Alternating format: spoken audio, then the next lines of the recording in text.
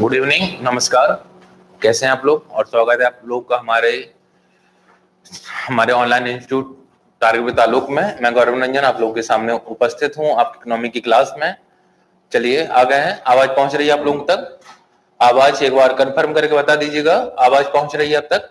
पहुंचनी चाहिए आवाज।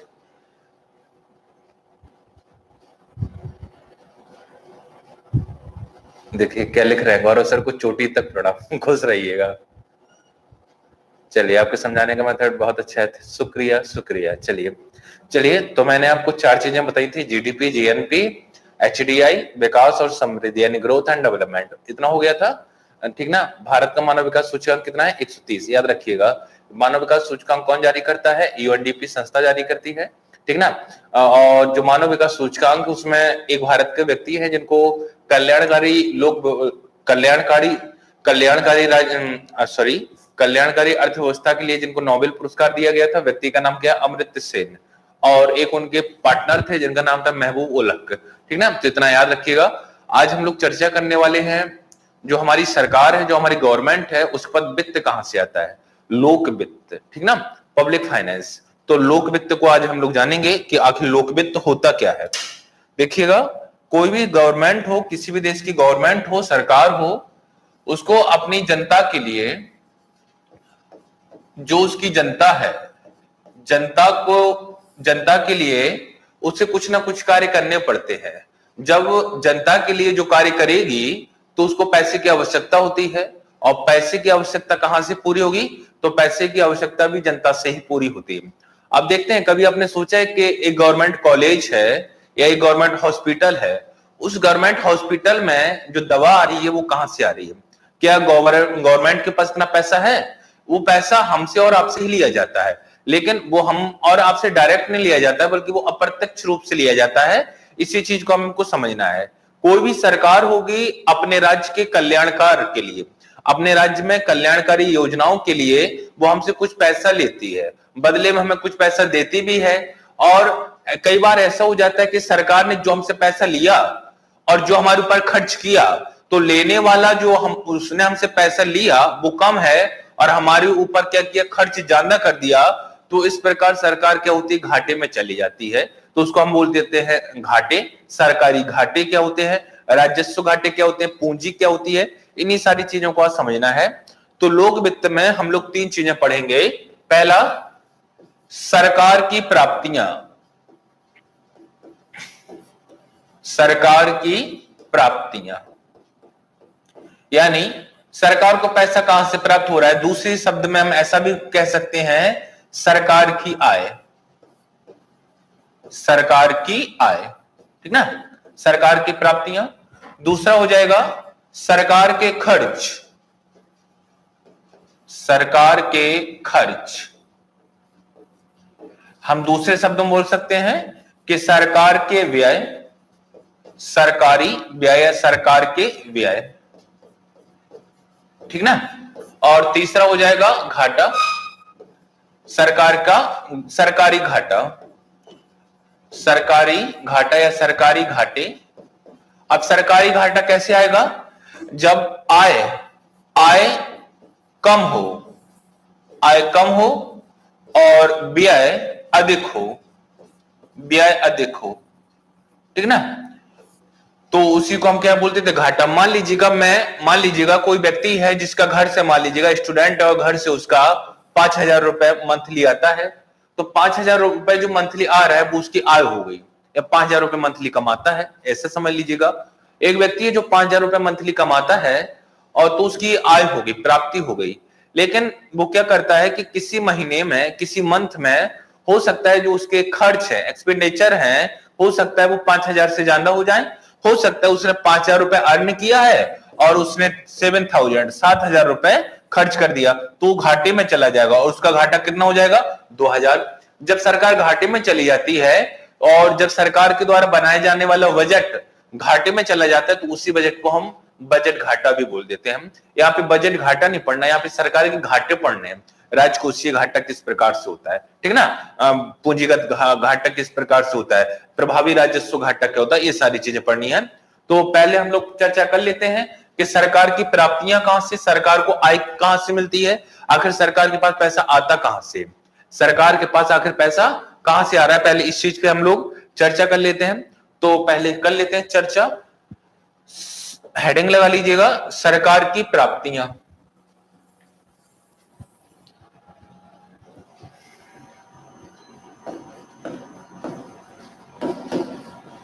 सरकार की प्राप्तियां,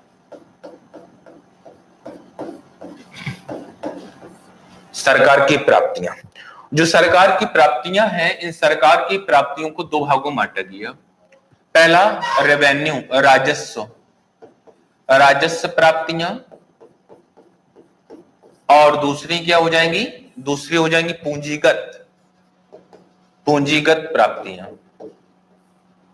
पूंजीगत प्राप्तियां, ठीक ना। राजस्व प्राप्तियां और पूंजीगत प्राप्तियां। अब दोनों में अंतर क्या, राजस्व सरकार की वह प्राप्ति जिसके लिए सरकार ना तो किसी वस्तु को गिरवी रखती है और ना ही किसी से उधार लेती है, समझ रहे हैं ना। हम अब देखिए, मैं बेसिक समझा रहा हूं आपको, बेसिक। अगर आप ग्रामीण परिवेश से हैं तो आपको इकोनॉमिक्स बहुत अच्छी आने वाली है, क्योंकि मैं ग्रामीण परिवेश में समझा पाता हूं। ग्रामीण परिवेश के अगर आप हैं और यदि आप सौभाग्य से किसान के पुत्र हैं, यदि आप एक फार्मर सन हैं, तो आपको इकोनॉमिक्स बहुत अच्छी समझ में आ जाएगी। हमने एक शब्द लिखा राजस्व प्राप्तियां। राजस्व प्राप्तियां क्या होती है, आपने देखा है गांव में जब किसान होता है, किसान से राजस्व लिया जाता है, लिया जाता है ना, बताते रहिएगा, किसान से राजस्व लिया जाता है। क्या बताइए, क्या जब किसान से राजस्व लिया जाएगा तो क्या किसान को, किसान से जो राजस्व लिया गया उसके बदले में किसान को कोई वस्तु कोई वस्तु दी जाएगी, कोई वस्तु दी जाएगी, उसे कोई भी वस्तु नहीं दी जाएगी। या दूसरे शब्दों में, सरकार को जो राजस्व प्राप्तियां सरकार की, सरकार को राजस्व प्राप्तियों में ना तो कोई अपनी वस्तु गिरवी रखनी पड़ती है और ना ही किसी से उधार लेना पड़ता है। तो ऐसी प्राप्तियों को राजस्व प्राप्तियां बोलते हैं। क्या बोलते हैं, राजस्व प्राप्तियां। सरकार के द्वारा प्राप्त होने वाली वह आय जिसमें सरकार को ना तो संपत्ति बेचनी पड़ती है, ना तो संपत्ति बेचनी पड़ती है, ना तो संपत्ति बेचनी पड़ती है और ना ही उधार लेना पड़ता है, और ना ही उधार लेना होता है, उधार लेना पड़ता है। तो ऐसी प्राप्ति को नाम दिया जाता है राजस्व प्राप्ति। यहां पे मान लीजिएगा सरकार है और यहां पर एक किसान है, किसान को राजस्व दिया, किसान ने राजस्व दिया। क्या किसान ने जो राजस्व दिया, जो पैसा दिया, क्या किसान को उसके बदले कोई वस्तु मिलेगी, नहीं मिलेगी। या सरकार ने जो किसान से पैसा लिया, तो क्या सरकार को कोई अपनी वस्तु किसान के पास गिरवी रखनी पड़ेगी, या क्या सरकार कोई संपत्ति बेचनी पड़ेगी, नहीं। तो ऐसी प्राप्तियों को हम नाम दे देते हैं राजस्व प्राप्तियां। इतनी बात समझ गए। अब राजस्व प्राप्तियों का उल्टा पूंजीगत है। सरकार को प्राप्त होने वाली वह आय जिसमें सरकार को संपत्ति बेचनी पड़ती है, संपत्ति बेचनी पड़ती है, या उधार लेना होता है, उधार लेना पड़ता है। तो ऐसी प्राप्ति, अगर इस प्रकार से सरकार को पैसा प्राप्त हो रहा है तो इसको हम नाम दे देते हैं पूंजीगत प्राप्तियां, सरकार की पूंजीगत प्राप्तियां। तो पूंजीगत प्राप्तियों को हम बाद में देखेंगे, पहले राजस्व प्राप्तियां। अब राजस्व प्राप्तियां दो प्रकार की होती हैं। बताते रहिएगा कमेंट करके, समझ में जहां भी ना आए पूछ लीजिएगा, ठीक ना। हाँ, जहां भी समझ में ना आए पूछ लीजिएगा। इंग्लिश टर्म बोलता रहा हूं, रेवेन्यू रिसिप्ट बोलते हैं, प्राप्तियों को रिसिप्ट बोलते हैं, ठीक ना, ठीक ना। और जो राजस्व होता है उसको रेवेन्यू बोलते हैं। तो रेवेन्यू हो गया, एक रेवेन्यू हो गया आपका, ठीक ना, रेवेन्यू का। पूंजीगत को हम कैपिटल बोलते हैं, कैपिटल रिसिप्ट बोलते हैं, यहाँ पर रेवेन्यू रिसिप्ट बोलते हैं। रिसिप्ट माना, रिसिप्ट मतलब प्राप्त करना, रिसिप्ट बोलते हैं हम लोग, ठीक ना। राजस्व प्राप्तियां, ये जो राजस्व प्राप्तियां हैं, राजस्व प्राप्तियां दो प्रकार की होती हैं। कितने प्रकार की होती हैं? 2। तो इसको हम मिटा दे रहे हैं। अब राजस्व प्राप्तियां एक नई हेडिंग लगाते हैं, राजस्व प्राप्तियां।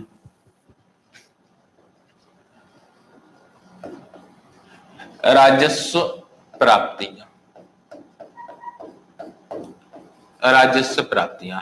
ये राजस्व प्राप्तियां जो हैं, ये आपकी राजस्व प्राप्तियां 2 प्रकार की हैं। पहला कर राजस्व, टैक्स रेवेन्यू, कर राजस्व।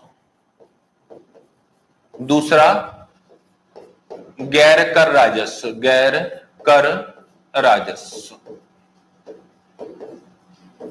ठीक ना?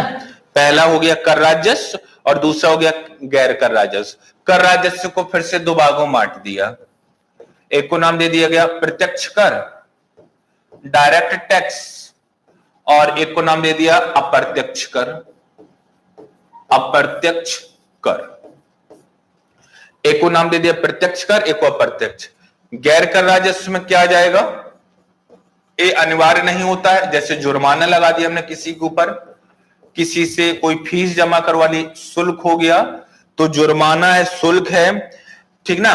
ब्याज की उदायगी है, ब्याज की उगाही बोलते हैं हम। किसी को मान लीजिएगा हमने पैसा दिया था और पैसे का हम क्या ले रहे हैं? जिस इंटरेस्ट पे हमने दिया, जिस ब्याज पे हमने दिया, वो ब्याज हम वापस ले रहे हैं, तो उसी को हम ब्याज की उगाही बोलते हैं। ठीक है ना? ब्याज के सरकारी उद्योगों से लाभ, जो सरकारी उद्योगों से लाभ हो रहा है, सरकारी उद्योग, सरकारी उद्योगों से लाभ, तो जो सरकारी उद्योगों से लाभ हो रहा है वह हो जाएगा। ठीक ना? तो गैर कर राजस्व में इतनी सारी चीजें आएंगी। एक अब हमें को ये पढ़ने हैं, डायरेक्ट टैक्स क्या होता है, इनडायरेक्ट टैक्स क्या होता है। हो सकता है कि आप लोग में से कोई जानता हो, नहीं जानते तो मैं आपको बहुत अच्छे तरीके से समझा दूंगा, आप एक बार में समझ जाएंगे। ठीक ना? तो बोलो, समझाऊं? तैयार हैं? आशीष अग्निहोत्री जी, हाँ। राजस्व की प्राप्ति किस रूप में करती है? किसान से। सरकार राजस्व की प्राप्ति किस रूप में करती है? पैसे के रूप में करती है। ठीक ना? मौद्रिक रूप में करती है, भौतिक रूप में नहीं करती है। क्वेश्चन पूछा गया है, ठीक ना? आईएएस का क्वेश्चन है ये, ठीक ना? रेडी है ना? राहुल कुमार जी कह रहे हैं मत समझाइए। क्यों, क्या हो गया? जानते हैं क्या? चलिए,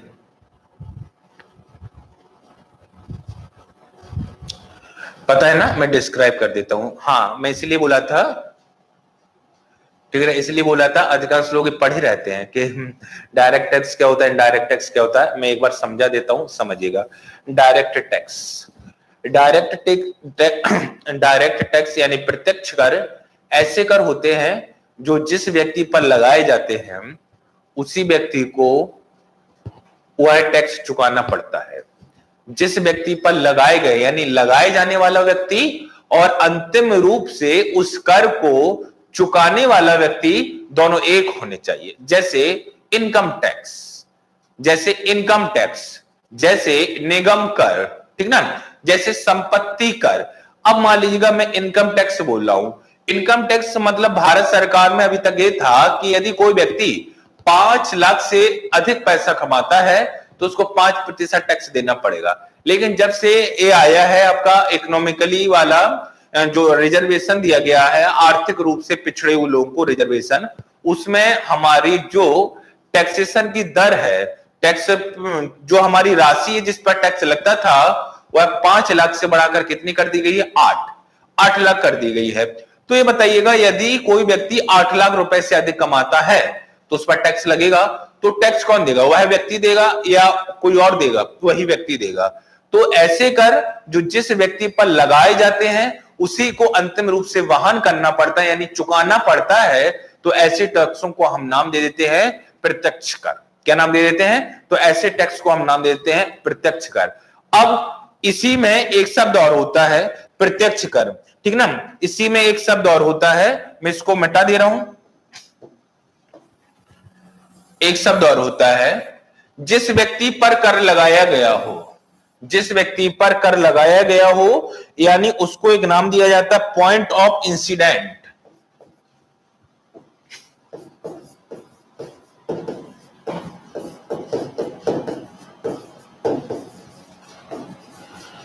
क्या नाम दिया जाता है? Point of incident. तो जिस व्यक्ति पर कर लगाया गया है उसी व्यक्ति को पॉइंट ऑफ इंसिडेंट जो व्यक्ति होगा वो एक ही होगा।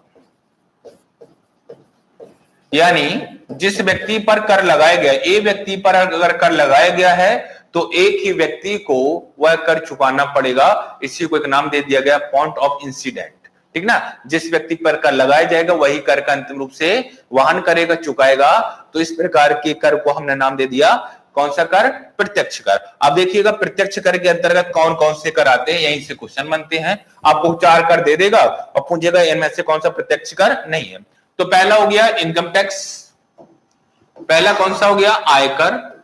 आयकर, इनकम टैक्स, आयकर लोगों की संपत्ति पर लगाया जाता है, आय पर लगाया जाता है, संपत्ति ना बोल के आय, आय पर लगाया जाता है, आय पर लगाया जाता है,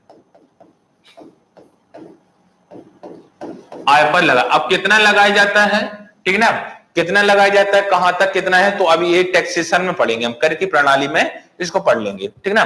आयकर। दूसरा कर होता है निगम कर, कॉरपोरेशन टैक्स। निगम कर कंपनियों के मुनाफे पे लगाया जाता है, कंपनियों पर लगाया जाता है, कंपनियों पर लगाया जाता है। किस पर लगाया जाता है? इससे, तो इससे लगाया जाता है आपके कंपनियों पर लगाया जाता है। तीसरा जो होता है इसी को हम निगम कर या कंपनी टैक्स या कॉरपोरेशन टैक्स भी बोल देते हैं। भारत सरकार को सर्वाधिक कर की प्राप्ति, सर्वाधिक कर की प्राप्ति, सर्वाधिक कर की प्राप्ति यहीं से होती है। यानी जो हमारी कंपनियां हैं, कंपनियों से भारत सरकार को क्या होती है? सर्वाधिक कर की प्राप्ति होती है। पूछा जाता है संपत्ति कर, आयकर, निगम कर, ठीक ना, और उसके बाद मैट या आपका जीएसटी हो गया। तो वह कौन सा कर है जिससे भारत सरकार को सर्वाधिक आय प्राप्त होती है? तो आपको याद रखना है कंपनी, और कंपनी पे जो लगने वाला टैक्स होता है उसको क्या नाम दिया जाता है? तो उसको नाम दिया जाता है निगम कर, कॉर्पोरेशन कर या कंपनी टैक्स। बोलो, इतनी बात समझ में आई?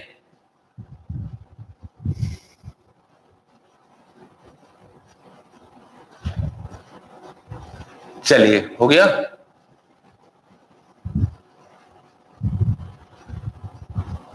चलिए, संपत्ति कर क्या आएगा? देखिएगा, एक इनकम अलग चीज और संपत्ति अलग है। जैसे इनकम जो है वो हमारा हो गया पैसा, इनकम क्या हो गया? वो हमारा पैसा। संपत्ति हो सकता है कि आपके पास एक घर हो, आपके पास कोई जायदाद हो, तो जायदाद है, घर है, जो हमारी प्रॉपर्टी है उसको हम संपत्ति बोल देते हैं। संपत्ति अचल होती है, जबकि आय जो होती है वो चल होती है।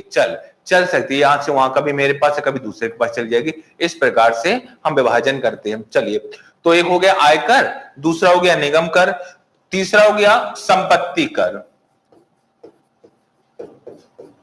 संपत्ति कर लोगों की संपत्ति पर लगाया जाता है, लोगों की संपत्ति पर लगाया जाता है, संपत्ति पर लगाया जाता है। किस पे लगाया जाता है? लोगों की संपत्ति पर लगाया जाता है।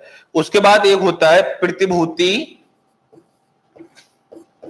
प्रतिभूति लेन देन कर, प्रतिभूति लेन देन कर कहां लगाया जाता है? शेयर बाजारों पर लगाया जाता है। शेयर बाजार, यदि आपका शेयर बाजार में अकाउंट है तो आपके ऊपर जो कर लगेगा उसको हम प्रतिभूति लेन देन कर बोलते हैं। तो शेयर बाजार पर लगाया जाता है, शेयर मार्केट में लगाया जाता है, शेयर बाजार पर लगाया जाता है, ठीक ना, ठीक ना। इतने सारे होते हैं, ठीक ना। तो यही 4 आपको याद रखने, आयकर, निगम कर, संपत्ति कर और प्रतिभूति लेन देन कर। संपत्ति कर हो गया, ठीक ना। हाँ, एक होता है न्यूनतम वैकल्पिक कर, न्यूनतम, पांचवा न्यूनतम वैकल्पिक कर, न्यूनतम वैकल्पिक कर, ठीक ना। और एक छोटी कंपनियों पर लगाया जाता है, छोटी कंपनियों के मुनाफे पर, छोटी कंपनियों पर लगाया जाता है, छोटी कंपनियों पर लगाया जाता है, छोटी कंपनियों पर लगाया जाता है। तो ये जो 5 टैक्स मैंने लिखे हैं यही बार बार एग्जाम में पूछे जाते हैं। और याद रखना है, जो मालिक, जिस कंपनी का मालिक है, यदि कोई व्यक्ति है किसी कंपनी का मालिक है, तो उसी को उस कंपनी पर लगने वाला टैक्स देना पड़ेगा। तो इस प्रकार के कर को हम क्या नाम बोल देते हैं? प्रत्यक्ष कर। भारत, अब एक क्वेश्चन पूछा जाता है कि भारत सरकार को सर्वाधिक कर की प्राप्ति कहां से होती है, तो निगम कर से। अब ये पूछा जाए कि प्रत्यक्ष कर और अप्रत्यक्ष करों में से भारत सरकार को किस प्रकार की कर से सर्वाधिक आय प्राप्त होती है, तो प्रत्यक्ष कर। क्योंकि प्रत्यक्ष कर देखिएगा किस पे लग रहा है, लोगों की आय पर अधिक लगता है, निगम पर लग रहा है, संपत्ति पे लग रहा है, शेयर बाजार पे लग रहा है, छोटी कंपनियों के मुनाफे पे लग रहा है। तो भारत सरकार को क्या होती है, समझिएगा मैं क्या समझा रहा हूं, भारत सरकार को प्रत्यक्ष करों से अधिक आय प्राप्त होती है। इसलिए सरकार चाहती है, हमेशा किसी भी देश की सरकार ये चाहेगी कि जो प्रत्यक्ष कर होते हैं उनको समय समय पर थोड़ा थोड़ा बढ़ा दिया जाए। ऐसे कर जिनको समय समय पे थोड़ा थोड़ा बढ़ा देते हैं उनको हम बोलते हैं प्रगतिशील कर। क्या बोलते हैं, प्रगतिशील कर, जो समय के साथ साथ प्रगति करते रहे, जो समय के साथ साथ प्रगति करते रहे। हो सकता है कि आज 8 लाख का दायरा है जहां पर आपको 8 लाख से अधिक रुपए कमाते हैं, तो आपको साल का अगर 8 लाख से अधिक रुपए कमाते हैं तो आपको 5% टैक्स देना पड़ेगा। अब जल्दी से बताइएगा कि 8 लाख का 5% कितना होगा। हो सकता है कि जब हमारी अच्छे मतलब लोग बाग अधिक मात्रा में टैक्स देने लगे, तो हो सकता है कि ऐसा भी हो सकता है कि सरकार इस टैक्सेशन को कम कर दे। हो सकता है कि 8 लाख के ऊपर क्या करे सरकार, अभी 5 ले रही, 4 ही ले, फिर 3 ही ले। हो सकता है कि टैक्स में चोरी ज्यादा होने लगे, जिस कारण से सरकार पहले 8 लाख पे देती थी, अब कम कर दे। तो किसी भी देश की सरकार नहीं चाहेगी कि वो जो कर है उस कर को बढ़ा दे। अगर बढ़ाएगी तो उस देश के प्रत्येक व्यक्ति पर कैपिटा इनकम, प्रति व्यक्ति आय भी बढ़नी चाहिए। उदाहरण के तौर पर मैं आपको एक उदाहरण समझाता हूं। मान लीजिएगा हमारी सरकार कहती है कि यदि कोई व्यक्ति 100 रुपए कमाता है तो उसको 5% टैक्स देना पड़ेगा। चलिए, अगर 100 रुपए मैंने कमाए तो 100 रुपए में मेरे पास कितने बचे, 95, और 5 रुपए कहां चले गए, सरकार के पास।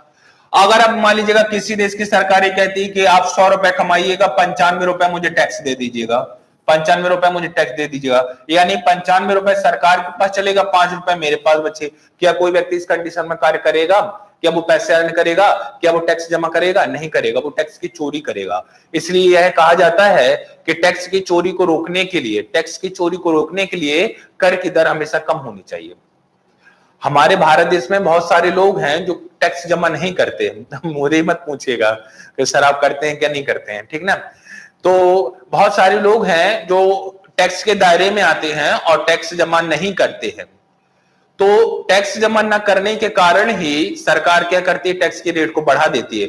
क्योंकि आप ये बताइएगा, कुछ ही लोग हैं पूरे भारत में, मान लीजिएगा 2 करोड़ लोग हैं जो टैक्स जमा कर रहे हैं, और भारत की आबादी वर्तमान समय लगभग 140 करोड़।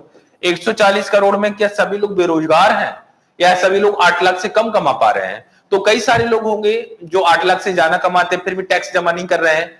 तो सरकार क्या करेगी, जब टैक्स जमा नहीं करेगा तो जितने लोग हैं उन्हीं से कहेगी भैया तुम ही कर दो। और यदि सभी लोग टैक्स जमा करने लगे हैं तो सरकार निश्चित रूप से कर देगी कि टैक्स की जो रेट है उस रेट को कम कर देगी। ये आईएएस का क्वेश्चन है। आईएएस का क्वेश्चन है कि यदि सरकार टैक्स की दर बढ़ा देती है, यानी पहले 100 रुपए पे 5% लग रहा था, अब 100 रुपए 50% लगता है, तो उस देश की जो आय है उस पर क्या प्रभाव पड़ेगा? आय बढ़ेगी, आय घटेगी, नियत रहेगी, पहले बढ़ेगी फिर घटेगी। तो सीधी सी बात है, इस कंडीशन में कोई व्यक्ति कमाने नहीं जाएगा, तो सरकार को मिलने वाली आय क्या हो जाएगी, कम हो जाएगी।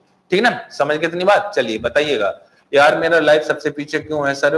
पूछे क्या जो 4000 भेज रहे? 4000 नहीं बाबू, क्या 40,000 होगा, 4000 नहीं होगा, 40,000 होगा।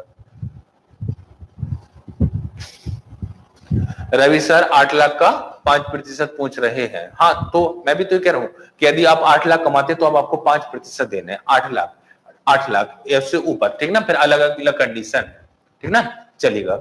तो ये आपके प्रत्यक्ष कर थे, यानी प्रत्यक्ष कर को अगर बढ़ा दिया जाए, यदि टैक्सेशन की दर को बढ़ा दिया जाए तो सरकार को ज्यादा आय की प्राप्ति हो भी सकती है और नहीं हो सकती। रेयर केस क्या है कि नहीं होगी, ठीक ना, रेयर केस क्या है कि नहीं होगी। इसलिए किसी भी देश की सरकार जो टैक्सेशन की रेट है, जो दरें हैं, उनको दरों को बढ़ाती नहीं बल्कि उनको हमेशा नीचे ही रखना चाहेगी।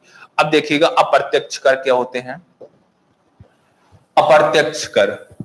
अप्रत्यक्ष कर ऐसे करों को कहा जाता है अप्रत्यक्ष, इनडायरेक्ट, अप्रत्यक्ष कर ऐसे करों को कहा जाता है, ए व्यक्ति है, इस पर एक कर लगाया गया, ए व्यक्ति इस पर एक कर लगाया गया, लगाए जाने वाला व्यक्ति और जो व्यक्ति अंतिम रूप से कर चुकाने वाला व्यक्ति, अंतिम रूप से कर चुकाने वाला व्यक्ति कौन है? मान लीजिएगा बी है, तो लगाया किसी दूसरे अलग व्यक्ति पे गया, चुकाया किसी अलग व्यक्ति ने, तो इस प्रकार के कर को हम क्या नाम दे देते हैं? इस प्रकार के कर को हम देते हैं अप्रत्यक्ष। उदाहरण के तौर पर एक मोबाइल कंपनी है जिसका नाम है एमआई, रेडमी है ना, जियोमी की कंपनी है, ठीक ना, जियोमी की कंपनी है एमआई का मोबाइल फोन बनाती है। तो इसके जो फोन है PHONE फोन पे मान लीजिएगा सरकार ने 5% का टैक्स लगाया। ये बंदा कह रहा है मैं टैक्स क्यों दूं? ये वस्तु तो मेरे पास है ही नहीं। उसने क्या किया, इस फोन की वैल्यू जानते हैं आप कितनी है? 5000 है। इसने इस फोन को आगे बेचा। जब ये फोन आगे चला गया, ए व्यक्ति के पास गया, ए थोक विक्रेता है, ठीक है ना, थोक विक्रेता है, तो ए फोन अब थोक विक्रेता के पास चला गया। कंपनी की में इसकी मूल्य 5000 था, थोक विक्रेता ने इसने 6000 में खरीदा। थोक विक्रेता ने फुटकर विक्रेता को बेच दिया, फुटकर विक्रेता, और जब फुटकर विक्रेता को बेचा तो फुटकर विक्रेता ने इससे 7000 का लिया। अब फुटकर विक्रेता ने 1000 रुपए महंगा इससे लिया, क्योंकि इसने 5000 में लिया था, इसने 6000 में दिया और इसने 7000। अब फुटकर विक्रेता जब ग्राहक को बेचेगा तो वो ग्राहक से क्या कहेगा कि 7000 वैल्यू है, या 8000 बताएगा वैल्यू 8000 है, इस पर इतना जीएसटी बना है, इतना अन्य प्रकार के टैक्स बने, तो ये सारे टैक्स बन गए। यानी जो मोबाइल उसने 7000 का खरीदा था, उसने एक ग्राहक को वो मोबाइल कितने हजार में दिया? 10000। जो सरकार ने टैक्स लगाया था मोबाइल कंपनी पर, मोबाइल कंपनी उस फोन का अंतिम रूप से टैक्स नहीं चुका रही है, बल्कि अंतिम रूप से टैक्स कौन चुका रहा है? ग्राहक। उदाहरण के तौर पर अब तो चलिए, अब तो टेक्निकल बहुत हो गए, हम लोग बहुत ज्यादा ऑनलाइन पे डिपेंड हो गए हैं, हर चीज ऑनलाइन मंगाते हैं, खाना भी ऑनलाइन, शॉपिंग भी ऑनलाइन। आपने कभी देखा होगा जब जो मोबाइल फोन होता था रिचार्ज कराते थे हम लोग, आपने कभी 10 रुपए का रिचार्ज कराया हुआ है, कभी 20 या कभी 30? क्या आपने जब 30 रुपए का रिचार्ज कराया था तो क्या आपको 30 में से 30 रुपए मिले? 30 में से 30 रुपए मिले? नहीं मिले। 22 रुपए कुछ पैसे मिले होंगे, 23 रुपए बकाया पैसे कहां गए? टैक्स में कट गया। वो टैक्स सरकार ने आपके ऊपर थोड़ी ना लगाया, टैक्स तो उस कंपनी पे लगाया था जिसका आपने वाउचर खरीदा है, जिसका आपने कैश कार्ड खरीदा है, रिचार्ज खरीदा है। तो रिचार्ज कंपनी मान लीजिएगा एयरटेल है, एयरटेल कंपनी पर टैक्स लगाया गया उसके वाउचर पर, उसके रिचार्ज कार्ड पर, लेकिन एयरटेल कंपनी अंतिम रूप से वो टैक्स किससे लेगी? ग्राहक से लेगी। कहेगी 30 का पकड़ो, या 30 के बदले 30 रुपए मिलेगा? नहीं मिलेगा। तो कर किसी दूसरे व्यक्ति पर लगाया गया और कर का निर्वहन किसी दूसरे व्यक्ति ने किया। तो इस प्रकार के कर को हम क्या नाम दे देते हैं? इस प्रकार के कर को हम नाम दे देते हैं अप्रत्यक्ष कर। एक चीज यहां पे याद रखिएगा, हमने पहले किस बात का जिक्र किया? फोन का। फिर हमने किस बात का जिक्र किया? फिर हमने बात किया, दूसरा बात किया हमने कैश कार्ड का। या मान लीजिएगा कोई सेवा हो, कोई सर्विस हो, ठीक है ना, जैसे आप मान लीजिएगा होम डिलीवरी से खाना मंगा रहे हैं, होम डिलीवरी से खाना मंगा रहे हैं, स्विगी है, जोमेटो है, आपने खाना मंगाया, तो पहले तो एक दो वाउचर देते हैं वो फ्री, उसके बाद जो खाना होता है उसके साथ साथ वो कुछ और भी बिल जोड़ देते हैं, सर्विस टैक्स बोलते हैं, सर्विस टैक्स। तो हमेशा याद रखिएगा कि जो अप्रत्यक्ष कर होंगे वो या तो वस्तु पे लगेगा या किसी सेवा पे लगेगा, या तो वस्तु पे लगाया जाएगा या सेवा पर। यह वस्तु हमेशा चलायमान कंडीशन में रहेगी, एक व्यक्ति से दूसरे, दूसरे से दूसरे। जो अंतिम रूप से उस वस्तु का उपभोग करेगा वही व्यक्ति अंतिम रूप से उस पर लगने वाले टैक्स को भी देगा। तो जो व्यक्ति अंतिम रूप से टैक्स को देगा उसको हम बोल देंगे कि यह है उस टैक्स का क्या है? निर्वहन करता है, उस टैक्स को देने वाला है। तो हम ऐसे कर को क्या बोलेंगे? अप्रत्यक्ष। अब देखिएगा दो चीजें हैं अप्रत्यक्ष कर। अप्रत्यक्ष कर वस्तुओं पे लगते हैं। जैसे मान लीजिएगा आप कभी मूवी देखने गए, आप कई बार सुने होंगे कि सरकार ने कोई मूवी आई उसको टैक्स फ्री कर दिया, टैक्स फ्री। पहले मैं एक मूवी देखने गया जिसका मैंने एक टिकट 250 रुपए का खरीदा। फिर एक मूवी आई, जैसे मान लीजिएगा उरी मूवी आई, पहले मैं रामलीला देखने गया, रामलीला, अब मैं उरी देखने गया। उसी सिनेमा घर में गया और उसी सिनेमा घर में उरी का मूल्य भी पहले 250 रुपए था, लेकिन कुछ दिन के बाद इसका टैक्स कर दिया, टैक्स खत्म कर दिया गया, और अब जो उरी मूवी का मूल्य है वो 100 रुपए, 100 रुपए का टैक्स मिला है, 150 कम हुआ है, तो इस पे कितना टैक्स लग रहा था? 150 रुपए, 150 टैक्स लग रहा था, वो टैक्स क्या हो गया? कम हो गया।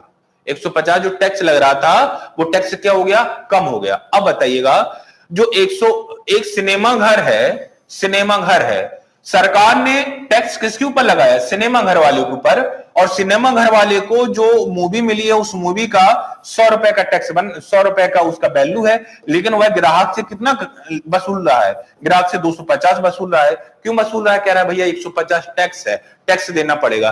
तो मनोरंजन पे लगने वाला टैक्स अप्रत्यक्ष होता है, सर्कसों पे लगने वाला टैक्स अप्रत्यक्ष होता है। जो आप डीटीएच देख रहे हैं, जो आप मोबाइल फोन यूज कर रहे हैं, या जो आप इंटरनेट कनेक्शन यूज कर रहे हैं, उस पे जो लगने वाला टैक्स होगा वह कंपनी नहीं देगी, वो आप देगी। मैं पोस्टपेड सिम चलाता हूं, 999 का, उसमें मेरा प्लान चलता है 999 का, लेकिन कभी 999 मेरा आता नहीं है। जो पोस्टपेड सिम होती है उनका बैलेंस बाद में आता है। तो मेरी 999 वाली सिम जरूर है जिसमें मैं एक मंथ का 999 डलाता हूं बैलेंस, लेकिन मैं पहले नहीं डलाता हूं। एक महीने तक मैं यूज करता हूं, उसके बाद मैं पैसे इसका देता हूं, लेकिन मुझे कभी भी मैं 999 या 999 रुपए नहीं देता हूं, बल्कि मुझे जो रुपए देने पड़ते हैं वो इतने हैं, इतने रुपए देने पड़ते हैं, 1180 रुपए देने पड़ते हैं। 999 को हमने 1000 मान लिया, 1000 पर 18% जीएसटी लग गया, तो 1000 का 18% कितना? 1000 का 18% कितना? 180। आप इसको जोड़ लीजिएगा, देखिएगा इतना ही आ जाएगा। तो सरकार ने टैक्स किस पे लगाया? एयरटेल पर। एयरटेल ने नहीं दिया, अंतिम रूप से किसने दिया टैक्स? अंतिम रूप से टैक्स मैंने दिया। तो इस प्रकार की अगर कहीं पर टैक्स दिया जा रहा है तो वह टैक्स कहां दिया जाएगा? वो उस टैक्स को हम क्या नाम दे देंगे? अप्रत्यक्ष। अब देखिएगा, दो चीजें मैं आपके सामने लिख रहा हूं, दो चीजें आपके सामने लिख रहा हूं। यदि कोई मार्केट है और मार्केट में आप कोई एक वस्तु है, जैसे मान लीजिएगा एक छोटा सा सिटी है, एक छोटा सा गांव है, जहां पर एक लोग अपना घर बनवाने वाले हैं और उन्हें टाइल्स लगवाना अपने यहां, और वह कजारिया की टाइल्स लगवाना चाहते हैं। कजारिया का उस मार्केट में, उस शहर में एक ही विक्रेता है, तो वह विक्रेता जितने में चाहेगा उतना टैक्स वसूल करेगा, वो जितने रुपए की चाहे उतने रुपए की बेचेगा, क्योंकि उसका बाजार में एकाधिकार है। वह जो सामान बेच रहा है वह सामान पूरे मार्केट में किसी के पास नहीं है। विलासिता की वस्तुओं पर अप्रत्यक्ष कर ज्यादा लगाए जाते हैं। विलासिता की वस्तुएं जैसे, विलासिता की वस्तु जैसे सोफा, जैसे टीवी, जैसे मोबाइल फोन, जैसे इंटरनेट कनेक्शन, तो इन चीजों पर जो विलासिता की वस्तुएं होती हैं, जो आराम की वस्तुएं होती हैं, जो एसी हो गया, टेलीविजन हो गया, फ्रिज हो गया, कार हो गया, तो इन पे क्या होता है? कर ज्यादा लगाया जाता है। जबकि दैनिक जीवन की जो आवश्यक वस्तुएं होती हैं उन पे हमेशा याद रखिएगा, उन पे टैक्स कम लगाया जाएगा। जीएसटी पढ़ाऊंगा, जब पढ़िएगा इस बात को रिमेंबर कर लीजिएगा, मैंने वहां पे क्या बता रहा हूं, यहाँ पे क्या, वहां पर आप जाइएगा, सोफा पे देखिएगा, टेलीविजन पे देखिएगा कितना टैक्स लग रहा है। यहाँ पे कितना टैक्स लग रहा है? 18%। कितना लग रहा है? 18। और हमारा जो मंजन होता है, जो नमक होता है, नमक को कर के दायरे से फ्री रखा गया, कर के दायरे से फ्री, क्योंकि वह छोटा से छोटा भी व्यक्ति नमक खाएगा, हो सकता है कि वो टैक्स देने की कंडीशन में ना हो। इसलिए कहा गया कि उपयोग की जो भौतिक उपयोग, दैनिक दिनचर्या की वस्तुएं हैं, उन पर टैक्स हमेशा कम रखा जाएगा, और जो विलासिता की वस्तुएं हैं उन पर टैक्सेशन क्या लगाया जाएगा? ज्यादा लगाया जाएगा। अब अप्रत्यक्ष कर कौन से होते हैं? तो जो 5 कर हम बताए थे आपको, न्यूनतम वैकल्पिक कर, निगम कर, आयकर, संपत्ति कर, और एक और बताऊंगी प्रतिभूति लेन देन कर। इन 5 करों को छोड़ के जो भी कर होंगे वो आपके सारे के सारे कैसे हो जाएंगे? अप्रत्यक्ष। मोबाइल फोन पे लगने वाला, नेट पे लगने वाला, सोफा पे लगने वाला, खाने पे लगने वाला, रेस्टोरेंट में रहने का लगने वाला, ठीक है ना। होम टैक्स भी अप्रत्यक्ष होगा। मान लीजिए मैंने घर बनाया लेकिन उस घर को मैंने रेंट पे दे दिया, तो मैं उससे लूंगा, ठीक ना। आप लोग देखते हैं इलाहाबाद में रहते होंगे या दिल्ली में रहते होंगे, जहां भी रह रहे हैं, बिजली का भी देना पड़ता है, तो बिजली का बिल तो मकान मालिक के नाम पर आएगा। क्या मकान मालिक उसका बिल देगा? वो आपसे लेता है, बेटा देखो तुम्हारे कमरे में मैंने मीटर लगवा दिया, तुम्हारे फ्लैट में मैंने मीटर लगवा दिया है, इसका जो भी टैक्स आएगा वो आपको देना पड़ेगा। तो लगाया मकान मालिक पर, दिया किसने? मैंने। तो हो गया कौन सा? अप्रत्यक्ष। समझ गए? आई होप हम समझा पाए होंगे अपनी बातों को आपको। हाँ,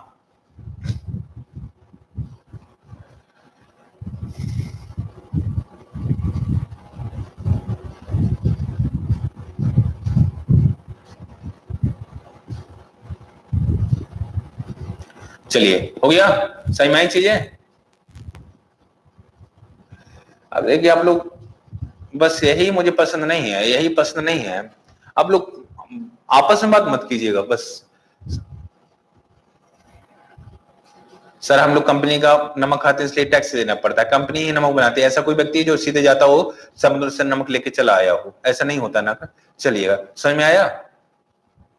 चलिए चलिए, समझ में आ गया ना? चलिए, मजा आ गया। चलिए तो आज यही रख लेते हैं, इसके आगे कल मिलते हैं। तो राजस्व कर मैंने पढ़ा दिया आपको, ठीक है ना। अब पूंजीगत आय पढ़ानी है सरकार के। जब पूंजीगत आय पता चल जाएगी तो सरकार के फिर पूंजीगत खर्च और फिर सरकार के पूंजीगत घाटे, तो एक एक से धीरे धीरे सबको पढ़ लेंगे, ठीक ना।